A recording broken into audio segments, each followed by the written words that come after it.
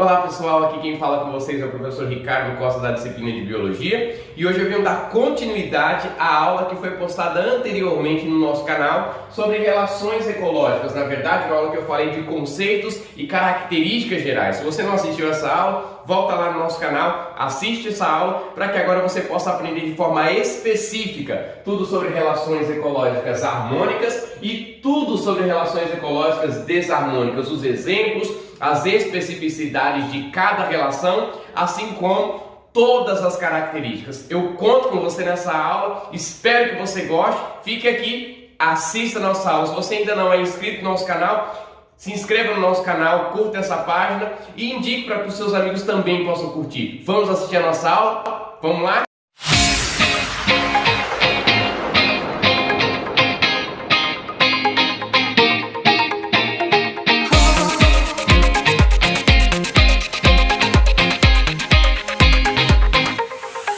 E agora, pessoal, a gente vai discutir um pouquinho das relações harmônicas intraespecíficas. Como eu já mostrei para vocês na imagem, observem bem. A relação intraespecífica do tipo harmônica, ela vai ser colônia. Uma delas a gente vai denominar colônia. Para você que não lembra, que não sabe o que é colônia, pense bem. Na colônia, a gente vai ter lá espécies que são unidas anatomicamente, ou seja, elas não irão se separar. Todos esses grupos irão viver ou sobreviver de forma atrelada. Na colônia nós temos todos os indivíduos de mesma espécie vivendo juntos anatomicamente, um grudadinho do outro. É isso que acontece nas relações do tipo colônia. Só que eu gostaria de ressaltar para vocês uma observação. A relação do tipo colônia, ela vai ser do tipo colônia homomorfas ou colônia heteromorfas. Vamos entender um pouquinho esses conceitos? Olha aqui, a relação homomorfa vai ser aquela relação onde os seres da qual representam, por exemplo, as bactérias, os corais, eles terão a forma de viver, a sua forma de sobreviver idêntica. Eles não mudam entre si, eles não são separados por funções. Consequentemente, eu vou denominar uma colônia homomorfa a colônia de bactérias ou a colônia de corais, que é um tipo diquinidário, e esses corais e bactérias estarão apresentando a mesma forma ou morfologia e, consequentemente, não terão funções distintas. Todos eles trabalham executando as funções vitais para a sua sobrevivência. Já na colônia do tipo heteromorfa, como vocês observam, o nome hétero vem de diferente, do oposto. Nas colônias heteromorfas, vocês terão indivíduos de mesma espécie, isso já é claro, só que no caso das colônias heteromorfas, elas terão funções distintas. Como assim, professor? Elas terão funções diferentes. Por exemplo, as caravelas, elas irão desempenhar funções como um grupo de caravelas na digestão, outro grupo de caravelas, por exemplo, a locomoção, outro grupo de caravelas a defesa. E para vocês que não lembram quem são aquelas caravelas faladas, essas caravelas, pessoal, não são aquelas que vinham, de Portugal. Essas caravelas são os animais da qual nós conhecemos que vivem no mar e, consequentemente, em algumas épocas do ano, em processo de reprodução, às vezes causam queimaduras, porque essas caravelas, elas apresentam uma célula, e nessa célula tem uma substância urticante chamada quinidócito. Se você não lembra, depois dá uma revisada, é importante.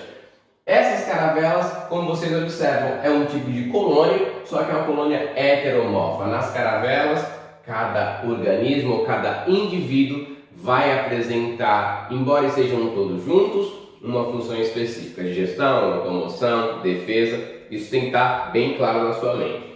E lembrar que tanto colônias homomorfas como heteromorfas são colônias que nós chamamos de mais.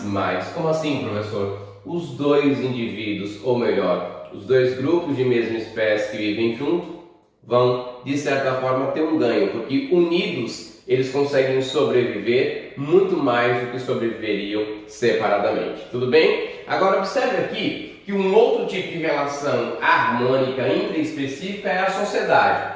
E essa sociedade Diferentemente da colônia, eu tenho todos trabalhando para um bem comum, que é a sociedade, mas nesse caso de sociedade, as espécies vivem de forma separadas, ou seja, vivem de forma individual na sua forma de sobrevivência, na sua forma de viver. Contudo, todos eles trabalham para um bem comum, que é cuidar da sociedade. Observem que a sociedade ela também é mais, ou seja, ambos indivíduos de uma mesma sociedade ganham. E nesse caso de sociedade, pessoal, observem bem que ela também vai ter dois grupos ou dois tipos diferentes, que é a sociedade regular e a sociedade irregular. Na sociedade regular, como vocês observam, nós teremos quem? As formigas, as abelhas, os cupins, os maiores representantes da sociedade, e nas provas, geralmente são aqueles que são observados, cupins, abelhas e formigas. Nesse caso aqui, observem que na sociedade regular, ao nascer, os indivíduos já vão desenvolver uma função. Por exemplo, no caso das abelhas e dos cupins, eles representam castas. Como assim, professor? As castas, pessoal, são grupos específicos que vão ter funções específicas. Por exemplo, nas abelhas, eu terei a abelha rainha, que nesse caso é uma abelha 2N, ela é uma abelha que tem duplo material genético. Eu terei as abelhas operárias, que serão apenas N, terei os zangões também, e nesse caso, observe, eu tenho as abelhas rainhas, os zangões e as operárias. Cada um desenvolve um papel separado, mas todos em prol de um mesmo grupo, que é a sociedade. Assim como os cupins e assim como as formigas. Cada um tem uma função, ao nascer ele vai desempenhar aquela função em bem, ou melhor, a fim de beneficiar o grupo. Já no caso da sociedade irregular, na sociedade irregular, pessoal, é a sociedade, por exemplo, de humanos. Nós sabemos que nós temos um papel importante, que é cuidar da sociedade, mas não somos autônomos na forma de viver e, consequentemente, no desempenhar de nossas funções. Por exemplo, uns são professores, outros são médicos, outros são engenheiros, outros podem desempenhar qualquer outra função, e o que eu quero que vocês entendam é que a qualquer momento o professor pode deixar de ser professor e partir para uma outra profissão, assim como o engenheiro, assim como o médico. Nós temos esse livre-arbítrio e nós não temos uma função pré-determinada ao nascer para desenvolver durante a vida inteira. Tudo bem? Então, eu gostaria de deixar claro para vocês que nesse grupo aqui de relações harmônicas intraespecíficas nós teremos a colônia e a sociedade. Diferença básica: na colônia os indivíduos são unidos anatomicamente, na sociedade eles são de certa forma constituídos ou formados de forma separada. Tudo bem? Agora vamos observar, pessoal, outros grupos de relações harmônicas, mas agora interespecíficas. Observem só. E agora, pessoal, a gente vai observar um pouquinho das relações harmônicas interespecíficas. E nesse caso, a gente vai observar uma das mais importantes relações que vai acontecer no meio ambiente de forma harmônica e interespecífica. Nesse caso, nós temos o mutualismo, que é uma relação mais. Por que é uma relação mais? Porque, como o próprio nome diz, os dois ganham, é mútuo a relação e é mútuo o ganho. Consequentemente, uma observação importante no mutualismo é que o mutualismo ele será uma relação obrigatória. Todo mutualismo vai ser obrigatório. Contudo, essa obrigatoriedade de ocorrer nem sempre vai partir dos dois indivíduos.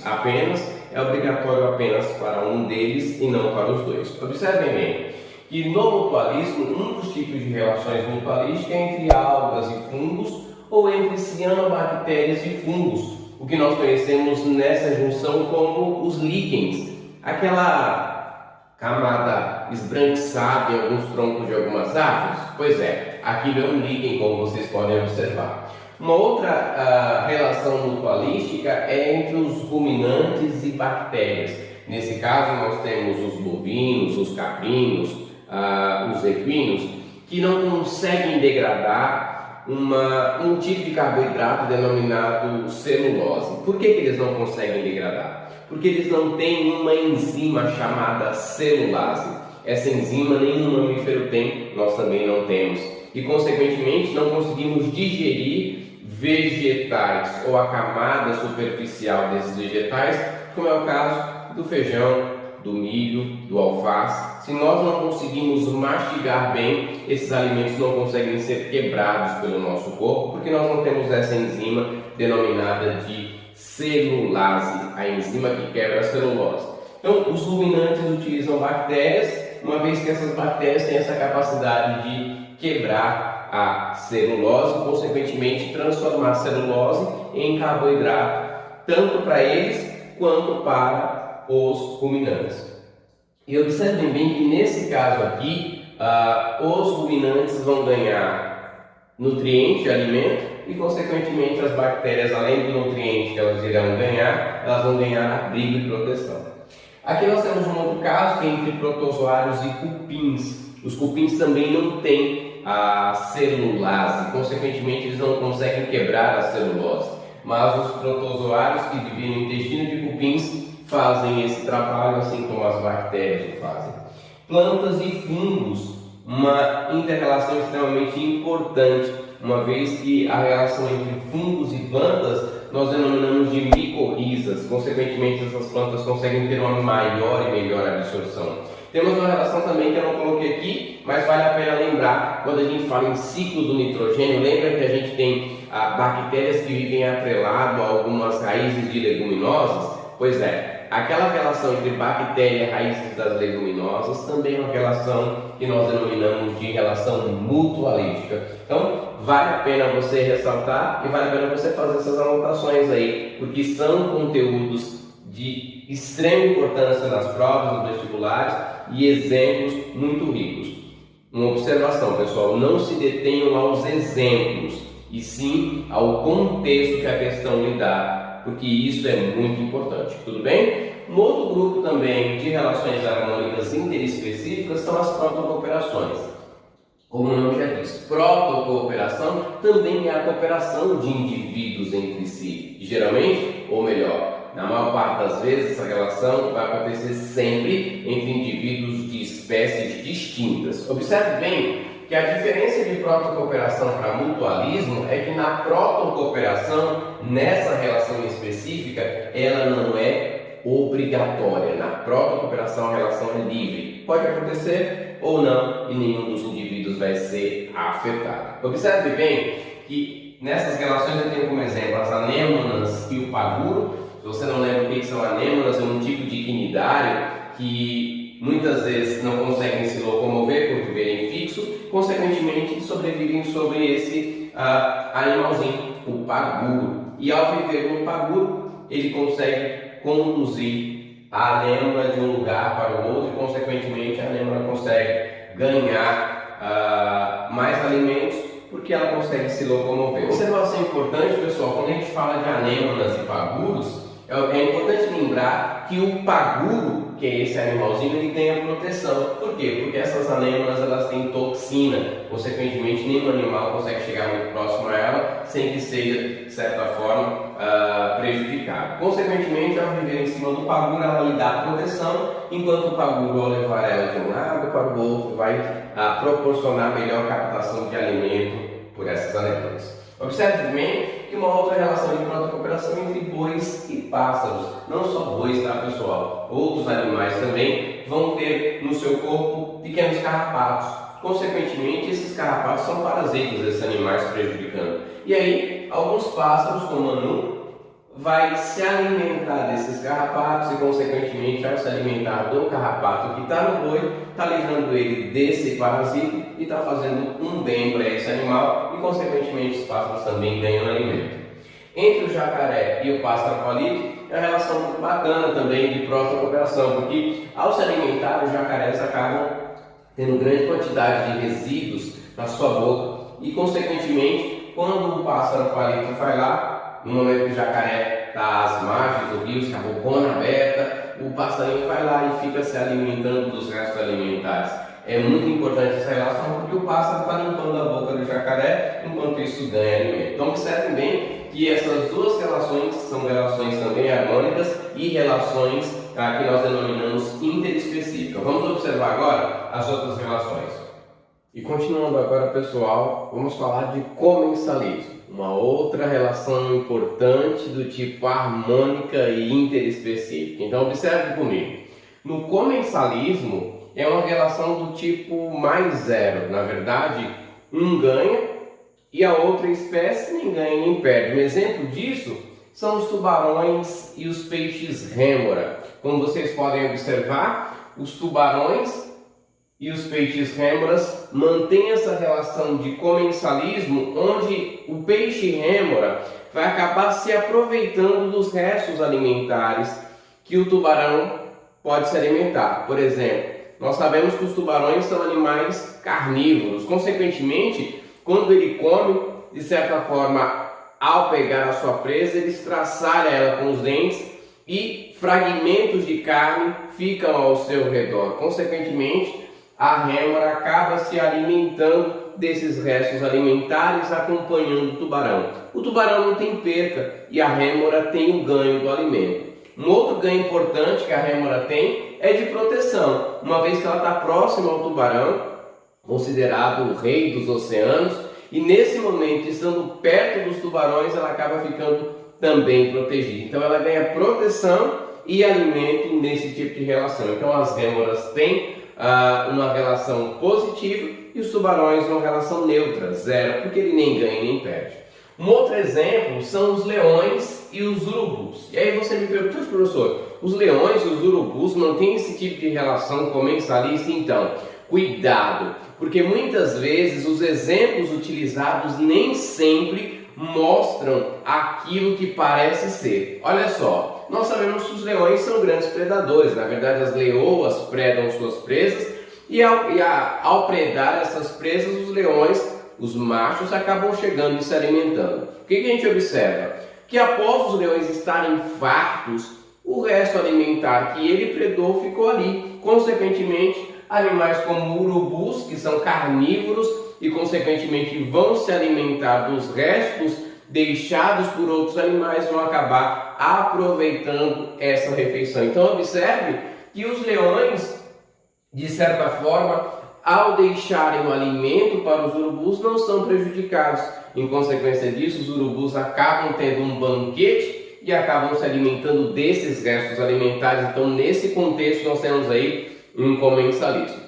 Um outro tipo de relação importante, pessoal, é a relação forésia. Na verdade, pouco discutida, poucas videoaulas têm abordado, e aí eu trago para vocês porque é algo muito importante também e que você, tendo conhecimento, estará embasado para possíveis questões ou possíveis exercícios que venham resolver. Então observe aqui comigo que na forésia, mais necessariamente, é uma relação de transporte. Transporte de quê, professor? Transporte, muitas vezes, de sementes. Observem aqui que não se restringe apenas a isso. Olha só, é o caso de raposas com carrapichos. Nós sabemos que as raposas são, de certa forma, animais selvagens e que, ao passar pelo seu ecossistema, os carrapichos, que todos vocês lembram, que na verdade é um tipo de vegetal espinhoso, que as suas sementes grudam no nosso corpo, consequentemente ela fica ali. Ao grudar, essas sementes são conduzidas e em algum momento essas sementes acabam saindo do corpo do animal raposa e ao cair ao chão, ali vai gerar um novo vegetal. Consequentemente, a raposa está fazendo um papel importante, que é de transporte. O que a raposa perde? Nada, porque ela não tem prejuízo nesse transporte. Em consequência disso, o carrapicho acaba ganhando, porque ele acaba se difundindo em outros locais, outros lugares.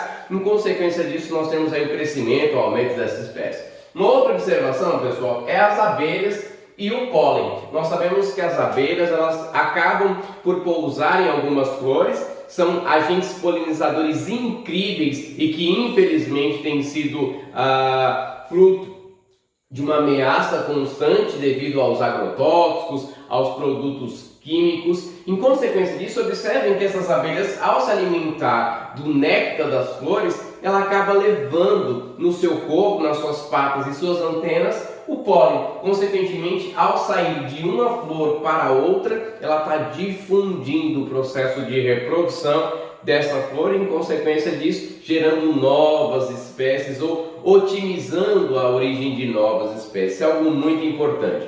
Gostaria de ressaltar, pessoal, que as abelhas hoje, nós temos observado agora em 2020 uma grande preocupação com relação às abelhas, principalmente nos Estados Unidos, tendo em vista que vespas que vieram ou foram trazidas de outros continentes para o continente americano acabam predando esses animais, como eu discuti com vocês lá no início do vídeo, e aí vocês vão lembrando desses incêndios. A abelha europeia, mais necessariamente, é uma abelha extremamente importante e essencial. Olhem aqui, pessoal, um outro exemplo que acaba sendo um pouco intrigante, na verdade pouca gente discutiu, sabe sobre esse grupo de animais, que é a civeta e o café. Para quem não lembra o que é a civeta, é um tipo de gato selvagem que vive no continente asiático. Em consequência disso, ele se alimenta dos frutos como o café. Ao se alimentar dos frutos maduros do café, esse animal acaba engolindo. Em consequência disso, os caroços ele não consegue digerir,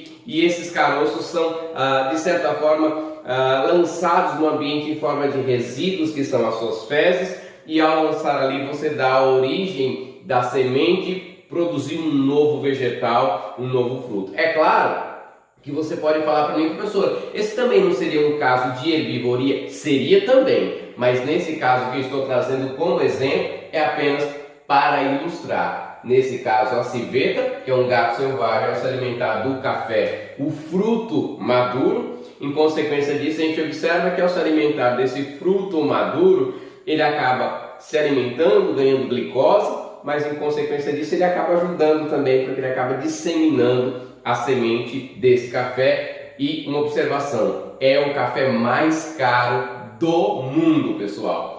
Até parece que é algo incrível, professor, mas esse café vem de onde? Esse café vem das fezes desses animais. Ou seja, o café mais caro do mundo vem das fezes de um gato do mato, que por sua vez existe uma grande preocupação por conta da grande importância que ele tem, nesse caso econômica, e em consequência disso tem desaparecido muito desses animais. Uma outra observação, pessoal, é esse exemplo também super intrigante do Aedes aegypti com os vírus, não só o vírus da dengue, como chikungunya, zika, febre amarela. Nós sabemos que o Aedes aegypti, o mosquito, ele é um transportador. Na verdade, ele vai transmitir o vírus de uma pessoa contaminada para uma pessoa que não está contaminada, mas o papel dele nesse momento, nesse tipo de relação ecológica, é forésia. Por quê? O papel do Aedes aegypti nesse caso é de transportar o vírus. Então fica ligado, uma observação muito importante e inteligente. Se cair, você já está afiadíssimo, sabendo de todo o conteúdo de forésia. Tudo bem? Uma outra relação, pessoal, também do tipo harmônica e interespecífica é a relação da qual você denomina de inquilinismo. Olha o nome, inquilinismo é a relação onde uma espécie acaba sendo inquilina de uma outra espécie sem causar dano. Nesse caso, nós temos, por exemplo, o caso de animais. Um pepino do mar muitas vezes está lá no oceano, sozinho, e ele acaba sendo abrigo para o peixe-agulha, quando o peixe-agulha se encontra ameaçado por uma outra espécie. Então o que o peixe-agulha faz? Corre no pepino do mar, se esconde ali no seu sistema digestório e, consequentemente, ao sair, depois que a ameaça passa, esse indivíduo volta para as suas atividades normais. Então, observe esse exemplo que é bem interessante. Um outro exemplo, pessoal, super fofo, que todos vocês já viram, é o exemplo do filme Procurando Nemo. Todos vocês sabem que o Nemo, aquele peixinho fofo, ele se esconde em uma anêmona do mar, e nós sabemos que as anêmonas do mar são quinidários extremamente tóxicos para a maior parte dos animais. Consequentemente, o Nemo ele é imune a essa toxina porque ele tem um muco na sua pele que o protege. Em consequência disso, esse peixinho palhaço se esconde na anêmona do mar, e nesse caso dessa relação de inquilinismo, observem comigo, pessoal, que nesse tipo de relação, como nós vamos observar aqui, o pepino do mar, ele não tem perda nenhuma. O peixe-agulha, ele tem ganho. Então, a relação que nós chamamos de mais Zero. A mesma coisa vai acontecer com as anêmonas do mar e o peixe palhaço. As anêmonas do mar não têm perca, consequentemente o peixe palhaço ele tem um ganho muito considerável nesses grupos de animais. Tudo bem, pessoal? Isso é importante, fixa aí, anota, porque é essencial para você. Uma outra relação, pessoal, é o epifitismo, que na verdade é a forma de inquilinismo mais por vegetais. E dessa forma nós vamos observar o seguinte: as árvores que vão servir de abrigo para as orquídeas. Na verdade, as orquídeas irão sobreviver sobre essas árvores sem lhes causar dano algum. Não confunda, pessoal. Nesse caso, nós temos as árvores que vão servir mais claramente de suporte para que as orquídeas sobrevivam, e as orquídeas não irão se aproveitar energeticamente desse vegetal. Um caso inverso é o cipó-chumbo, que quando ele se adere a algumas árvores, ele acaba sugando os seus nutrientes e muitas vezes essas árvores acabam morrendo. O que não é esse caso aqui. Nesse caso de epifitismo, você tem apenas a árvore como uma moradia. Em consequência disso, a árvore não perde nada, mas as orquídeas ganham luz, ganham consequentemente um suporte para sobreviver e aí ela viver para o resto da vida. Um outro caso também é das árvores com as bromélias. É um outro caso muito importante também de epifitismo, onde essas bromélias também não irão sugar nenhum tipo de energia, não vão trazer malefícios para as plantas ou as árvores, em consequência elas vão sobreviver ali para o resto de suas vidas. Tudo bem, pessoal? Eu espero que você tenha entendido, eu espero que você tenha anotado. Agora eu vou sair um pouquinho para você anotar, para você tirar um print dessa tela e anotar, porque é muito importante. Então, tire aí o seu print. E agora, pessoal, a gente encerra mais uma aula de biologia, e na aula de hoje nós estudamos as relações ecológicas do tipo harmônica, relações intraespecífica e interespecífica, e observamos todas as principais características de cada relação, assim como as suas peculiaridades. Eu peço a você que nesse momento fique atento, irei publicar uma nova videoaula agora falando das relações desarmônicas, que são muito importantes para o seu aprendizado. Eu agradeço a sua presença aqui. Peço a você que, se você não é inscrito ainda nesse canal, se inscreva, ative o sininho de notificações e curta essa página. Indique para alguém, para que outras pessoas também possam conhecer o nosso trabalho e possam aprender biologia de uma forma mais fácil, mais simples e mais clara. Um forte abraço e até a próxima aula, pessoal.